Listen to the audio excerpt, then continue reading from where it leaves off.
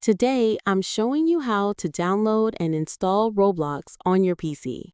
Let's get started. The easiest method, download from Microsoft Store. Step 1. Open Microsoft Store. Click the Start button and search for Microsoft Store or find it in your apps list. Open the Microsoft Store app. Step 2. Search for Roblox. In the Microsoft Store, click the search bar at the top. Type Roblox and press Enter. Step 3. Select Roblox. From the search results, find Roblox. It should be the first result. Make sure it's the official app by Roblox Corporation. Click on it to open the app page. Step 4. Install from Store. On the Roblox app page, click the Get or Install button. The Microsoft Store begins downloading and installing Roblox automatically.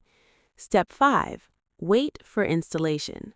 The download and installation progress shows on screen. This method downloads a slightly larger file, around 100 to 200 megabytes, so it may take 2 to 5 minutes depending on your internet speed.